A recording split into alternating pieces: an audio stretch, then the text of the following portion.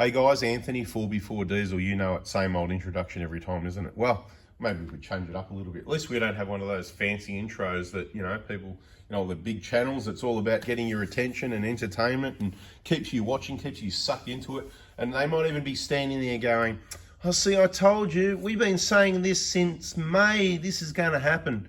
So you're telling us how good you are because you told us this is going to happen, but what have you actually done to help? And May wasn't that long ago, so you weren't really much help.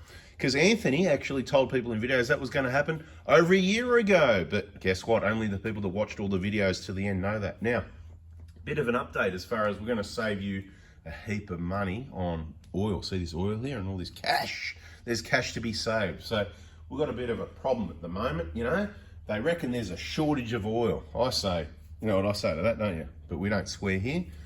So, and of course, it's all Dero, right? You used to get this stuff. So retail, give you some background info. So this is all about the oil, and how often you need to change your oil and how much money you can save over, a year or the life of the vehicle, being up to date with the latest info. Because yes, things change slightly.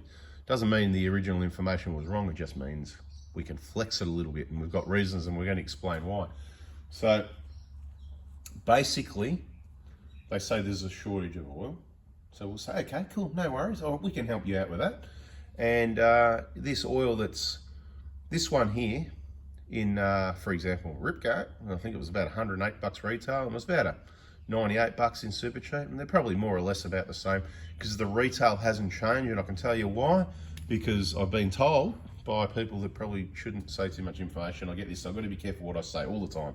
I've got too much information, I've got to be careful how I share it. But basically, there's a lot of pressure on from some organisation or body to keep retail prices down, okay? And of course, what happens then is, so all your specials aren't as good, all your trade prices aren't as good, so that's where they collect the extra money. So I'll give you an idea. I used to get this stuff on special every now and then for like 47 bucks, sometimes 53, more regularly around the 57, 58, 59, around $60. That's about all it's worth. And of course then there's 70, 80, 90, 100, whatever. So beware, be careful, keep your eye on your specials, share them on our Facebook groups, on 4x4 Diesel on Facebook. We've got that Facebook, same as the YouTube channel. If you see specials on oil like this, if you've got a Prado or a Hilux, get in our groups if you're in Australia, Oz Hilux crew, Oz Prado crew, and people share these specials, and it's great when people do that because we can all help each other out. Now, I always say forever, I prefer oil changes on all engines every 5,000 kilometers, okay? Pretty much stays the same for a lot of vehicles, but changes for some. Now, with petrols, the oil, it gets contaminated by the petrol, and trying to keep it short and simple here. Long story short, obviously it doesn't protect things as well, and those contaminants attack your gaskets and seals, making them go hard and causing oil leaks. So that's why you don't want to leave your oil in a petrol too long. So I'll stick to 5,000 Ks or 6 months, whichever comes first. Now, if you do a lot of Ks, you can just do it every 10,000 Ks, 3, 4, 5 months. If you're doing your 10,000 in less than 6 months, you can do that if you like. You can do whatever you want. I'm just giving advice, trying to help you understand the way I think and why, okay? So in our petrols, I'll do it every 5,000 or 6 months, whichever comes first. So if it does 7,000 in 6 months, then that's what it end up being. But then again, I'll probably just do it at 5,000 anyway, right? It all depends on your financial situation. I'll tell you this, if you just do your oil changes every 10,000 Ks in 6 months, it's not going to hurt your engine. But do not let it go past 6 months and 10,000. I'm talking in a clean, efficient petrol engine, something in recent years, in the last 10 years, we talk about Toyota, like a Camry or something like that, or a Corolla, anything since 2000, 2010, these sorts of things, they are very clean. The fuel stays the oil stays cleaner, that sort of thing. Okay, let's go to diesels for a minute. Diesels, the old diesels were dirty. They used to get a lot of soot, blow by past the rings into the oil, soot loading. So you wanted to get it out. That's why the 1KZ engine, in case you didn't know, is meant to have the oil changed every 5,000 Ks. That does not change, full stop, end of story, okay? The 1KD, they said, oh, you can do it every 10,000 Ks, right? I said no, because even though they run cleaner because of the common rail injection, the fuel injection accuracy, they ran a lot cleaner, less soot loading. From that, there was more soot loading because of the more EGR flow, right? It's getting complicated, isn't it, right? So you've got less blowing past the rings from the combustion into the oil, but then you've got more blowing past the rings in the combustion to the oil because they're recirculating the exhaust gases, which has got all that black soot in it, especially if you've got old flogged injectors. This is where it's important to do your injectors, keep it clean, because that helps your intake as well. It all sort of works together like that. Okay, so basically it's because of your EGR system that in a 1 kd, for example, the oil gets really black. So, I mean, you can waste money and send oil for analysis and whatever, but you can just look at it and get a fair idea.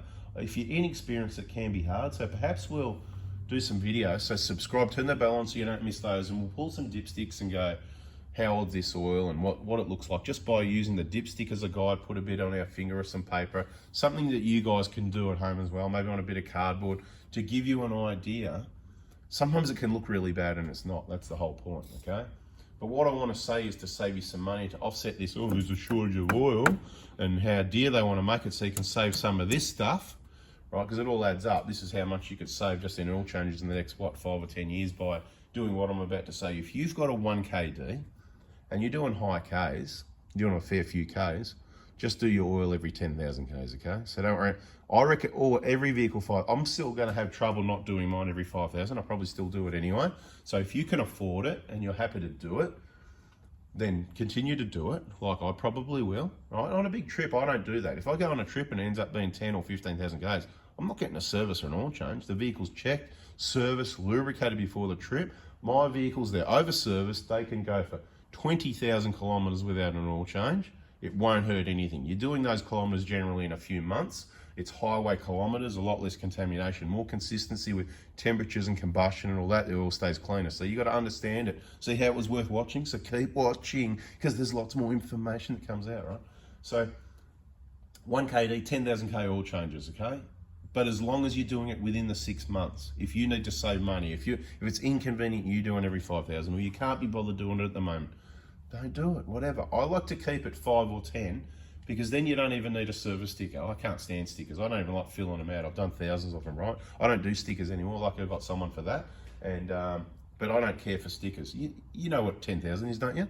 170K, 180K. Surely if you get your 180K service, you know around about when you come at a 190, you know you're due for a 190. Surely you would, wouldn't you? If you're not sure, check the book, and your 180 will be filled out in the book, so you know you're due for, oh look, 190, right? So easy.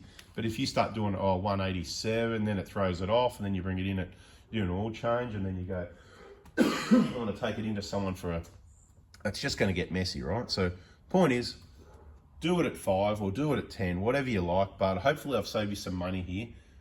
Yeah, this is the oil we use. Doesn't mean it's the only oil. You can get cheaper oil, right?